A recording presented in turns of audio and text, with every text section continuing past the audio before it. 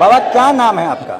मुझे संत युवराज कहते हैं और भारतीय जनजागृत पार्टी का राष्ट्रीय अध्यक्ष और हिंदू सेना का संरक्षक हूँ। मतलब क्या आप अब ब्राह्मण कुल से हैं? हाँ, तो ब्राह्मण से इसमें क्या दिक्कत है? वो ब्राह्मण हो क्षत्रिय हो, मैं इस चीज़ में विश्वास नहीं रखता, पर हाँ मैं ब्राह्मण से। एससी हो, एसटी हो, ओबीसी हो, जनरल हो आप? नहीं, वो मुझे नहीं पता है, पर इतना जरूर है। संविधान नहीं मानते हैं बाबा? नहीं, संविधान को मानता हूँ, पर इतना संविधान में लिखा हुआ है आप एससी हैं, एसटी हैं, ओबीसी है, जनरल है, माइनॉरिटी हैं। मैं इतना पढ़ा लिखा नहीं हूँ, मोदी जी के बराबर पढ़ा लिखा हूँ। 3 साल मोदी जी को और हमको एक साथ रहने का मौका मिला भिक्षावृत्ति का। तो हम लोग इंटायर पॉलिटिकल साइंस में एमए है, आप मोदी इतना पढ़े लिखे हैं? हाँ, बस पढ़े लिखे हैं। इतना पढ़े लिखे हुए आप मोदी से प्रश्न कर सकते हो। मैंने तो कह दिया कम पढ़े हैं, मेरे पास मालूम है कि ज्यादा पढ़े लिखे हैं। 8.5 पढ़े हैं मोदी जी।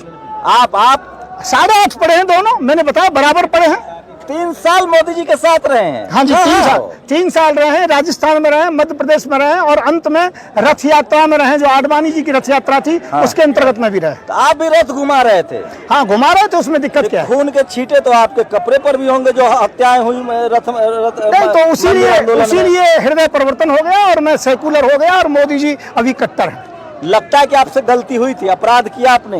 नहीं, मैं ये नहीं कहता, पर मैं सेकुलर हो गया। मुझे नहीं पता था कि ऐसा भी होता है, क्योंकि मुझे यदि मालूम होता तो मैं रथ यात्रा में कभी नहीं होता। मैं देश के अंतर्गत में हिंदू, मुस्लिम, सिख, ईसाई सबको बराबर मानता हूँ। सब बराबर है? हाँ, सब बराबर हैं। आप यहाँ हिंदू धर्म खतरे में है और आप पेट्रोल और डीजल की चिंता सता रही है आपको? कहाँ से खतरे में? प्रधानमंत्री हिंदू है, राष्ट्रपति हिंदू है, आईएएस, आईपीएस, मुख्यमंत्री अधिकतर सभी 90% हिंदू हैं। तो उसके अंतर्गत में हिंदू कहाँ खतरे में हो सकता है? केवल राजनीतिक पार्टियां और खासकर मोदी जी खतरे में है कि उनकी गद्दी 2024 में जाएगी। मोदी जी की गद्दी कौन ले लेगा? मोदी जी कल की अवतार हैं, भगवान विष्णु के रूप हैं।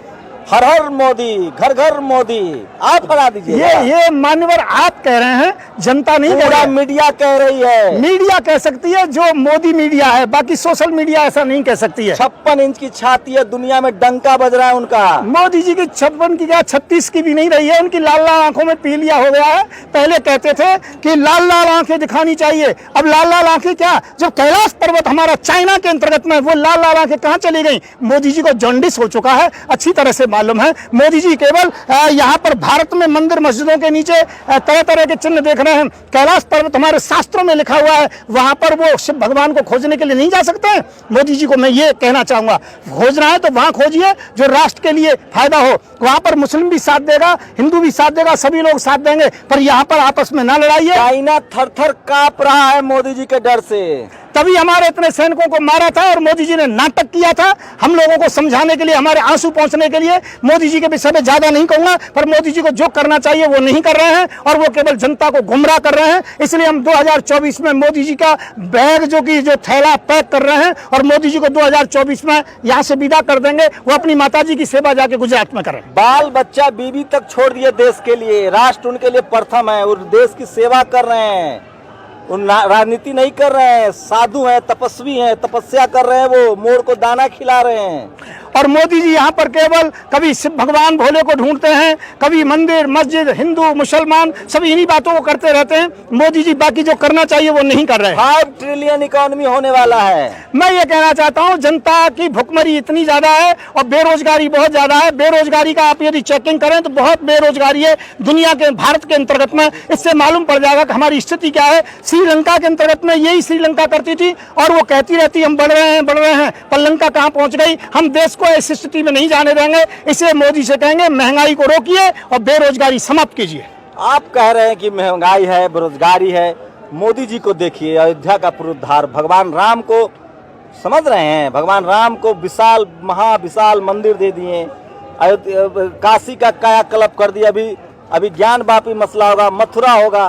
प्रधानमंत्री की छत्र छाया में देश तरक्की कर रहा है। आप पाकिस्तानी तो नहीं है बाबा, कार्ड दिखाइए क्या भारतीय है। मैं आपको एक बात बताना चाहता हूं कि मोदी जी वास्तव में बहुत काम कर रहे हैं और इतना काम कर रहे हैं कि उनके लिए सामने महंगाई नहीं है कि वो मशरूम खाते हैं हजारों रुपए किलो की और 10 लाख रुपए का सूट पहनते हैं रोजाना, कई सूट बदलते हैं। उनके लिए महंगाई नहीं है। महंगाई तो भारतीयों के, हाँ, जलन नहीं हो रही है। मैं ये कह रहा हूँ कि ऐसा नहीं होना चाहिए। इतने बड़े व्यक्ति को सादा जीवन रहना चाहिए। हमारे यहाँ लाल बहादुर शास्त्री भी थे और जो कि बहुत ऐसे महात्मा अब्दुल कलाम जी भी थे और जो कि यहाँ शंकर दयाल शर्मा जी भी थे। काफी बड़े होशियार है। टीवी अखबार वाला पागल है, सब कह रहा है अंजना ओम कश्यप, सुधीर चौधरी, सब टीवी कह रहा है मोदी मोदी मोदी मोदी। आप ही बड़े काबिल बन रहे हैं, मोदी जी की आलोचना कर रहे हैं। जो मोदी मोदी नहीं कह रहा उसका टीवी भी तो बंद हो जाता है। जो मोदी मोदी नहीं कहता वो रात को मिलता भी कहाँ है दूसरे दिन। इसलिए यदि ये मजबूरी है उनकी, और मैं ये कहना चाहता हूँ सोशल मीडिया नहीं होती तो हम लोगों को दुनिया में हमारी बात को कोई नहीं जान पाता। मैं तो सोशल मीडिया का धन्यवाद देता हूँ। जब मुझे जेल के अंतर्गत में रखा गया कुछ दिन पहले 2.5 महीने के लिए, जेल भी चले गए, तो मैं बताता हूँ आपके लिए तो कितना बड़ा मामला हुआ। यहाँ पर कुछ पत्रकार महोदय ऐसे, मैं नाम नहीं बताना चाहूंगा, उनके पास भी फोन आया, प्रेशराइज किया गया। मैं कह रहा हूँ मोदी जी की मीडिया जितनी भी है वो केवल प्रेशर में है। एक बार मोदी जी को हट जाने दीजिए। बाबा मैं तो जेल जाता ही रहता हूँ, कभी गाँव के मुद्दे पर, कभी मोदी जी के मुद्दे पर, और मोदी जी मुझे जेल भेजते ही रहते हैं, अब भी भेज सकते हैं। लेकिन आप एक बताइए, कोई काम ऐसा नहीं लग रहा है जो मोदी जी अच्छा किए? नोटबंदी, जीएसटी, ताली थाली बजवा दिए, कोरोना भगवा दिए, आप झुट्टो उनके पीछे पड़े हैं। मैं कह रहा हूं मोदी जी का एक भी काम हो तो बताइए, किसी भी स्थिति के अंतर्गत में मोदी जी ने कोई काम किया। मैं कह रहा हूं मोदी जी पाकिस्तान और मुस्लिम 2 शब्दों को निकाल दें, मोदी जी को कोई वोट नहीं देगा। ईवीएम मशीन भी इनकी फेल हो जाएगी, चाहे कितनी भी बेईमानी कर लें। ये मोदी जी ईवीएम से चुन के आए हैं, बस ईवीएम ही इनको चुनती है और बाकी कोई नहीं चुनता। और जाएंगे बाबा, हाँ जाएंगे तो कोई दिक्कत नहीं, दाल रोटी खाएंगे, हरी के गुड़ गाएंगे। सबूत है ईवीएम का? हाँ, ईवीएम का एक सबूत नहीं, बहुत सबूत है, और इसके लिए धरने पर पहले भी बैठ चुका हूँ। क्या सबूत है? जो कि ऐसा सबूत है कि जहाँ इतनी वोट नहीं है वहाँ से ज्यादा वोटें आई हैं।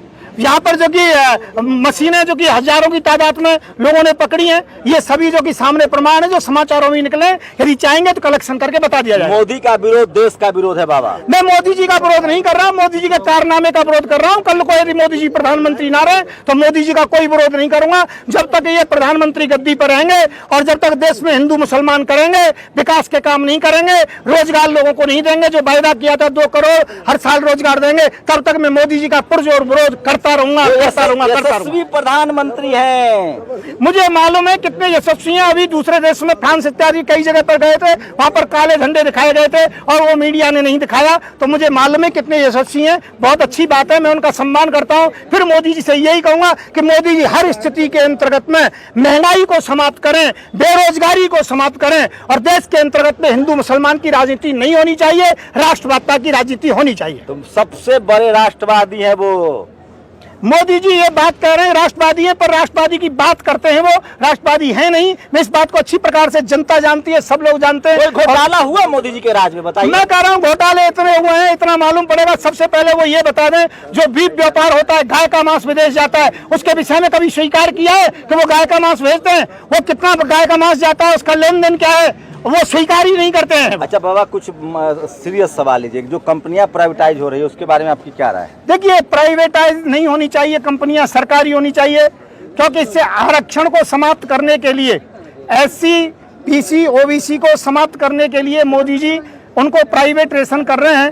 प्राइवेट कंपनियां ब्राह्मण समाज से हैं, प्राइवेट कंपनी हो जाएंगी तो उसके बाद में आरक्षण समाप्त हो जाएगा। उनकी ये योजना है, छोटे वर्ग के लोगों के साथ समाप्त करने के लिए सब खेल। हाँ, ये वो खेल हो रहा है और कुछ नहीं हो रहा है। मोदी जी दूसरों को खुश करने के लिए ऐसा काम कर रहे हैं, और मैं कहता हूँ प्राइवेट कंपनी हो जाती है तो हमें प्रधानमंत्री की क्या जरूरत है, देश को भी फिर कोई कंपनी चला लेगी। देख रहे हैं कि कुछ सब लोग प्रदर्शन कर रहे हैं कि हमको पेंशन दो पुराना वाला, कि सरकारी कर्मचारी लोग काम धंधा कुछ करता नहीं है, खाली पेंशन नहीं, सरकारी कर्मचारियों को पेंशन होनी चाहिए, और जो बहुत ज्यादा वेतन बढ़ गए लाखों की तादाद में, वो वेतन आधे होने चाहिए, इसमें कोई शंका नहीं है। परंतु उनके साथ अन्याय नहीं होना चाहिए। उन्होंने जीवन भर मेहनत की है। भारत रत्न अटल बिहारी वाजपेयी ने पेंशन खत्म किया था, कोई कुछ सोच समझ के तो किया नहीं, उनकी वो कमजोरी थी, अर्थव्यवस्था को संभाल नहीं पाए थे। हालांकि जो बुजुर्ग हो गया है और उन्हें 60 साल तक समाज की सेवा की है, उसको पेंशन मिलनी चाहिए, कम मिलनी चाहिए। देखते हैं कि नहीं बाबा? हाँ, देखते हैं कभी कभी।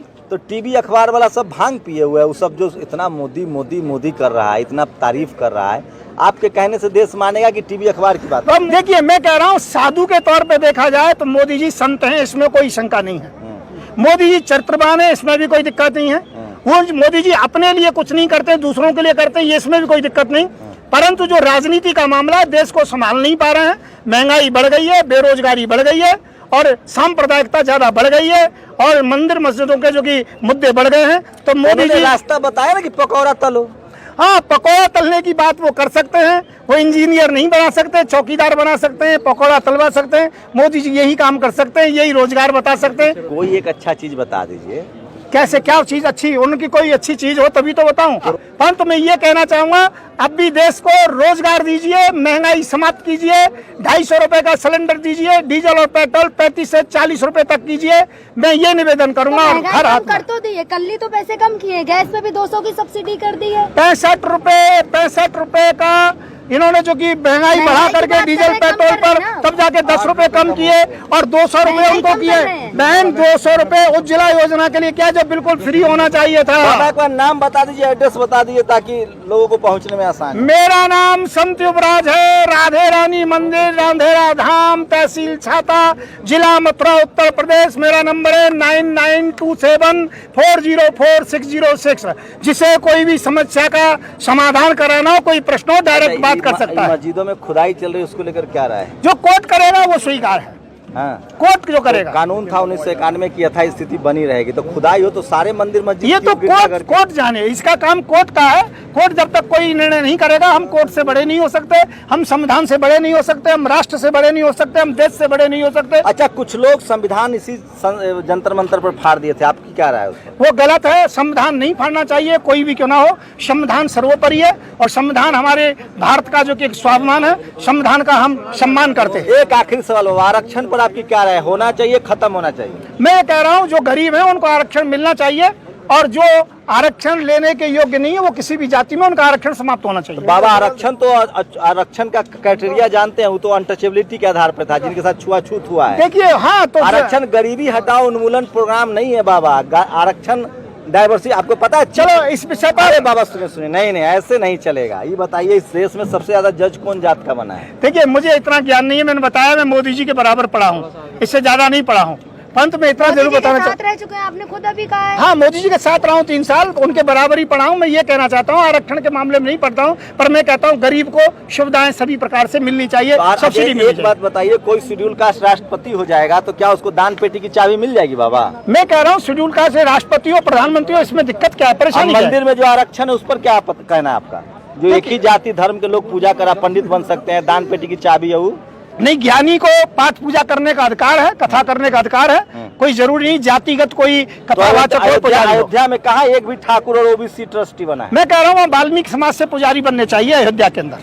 पुजारी या दान पेटी की चाबी? दान पेटी की चाबी भी होनी चाहिए, पुजारी भी होनी चाहिए। हाँ जी, दोनों काम होने चाहिए। वाल्मीकि समाज का अयोध्या है, क्योंकि वाल्मीकि समाज ने लव कुश को पाला था, और लव कुश की वो राजधानी है अयोध्या। राम जी के बाद वही यहाँ के अधिकारी रहे थे, और उन्हें अपने गुरु वाल्मीकि जी महाराज को अयोध्या दान दे दी थी। अयोध्या का पूरा जितना भी चार्ज वाल्मीकि समाज के पास होना चाहिए।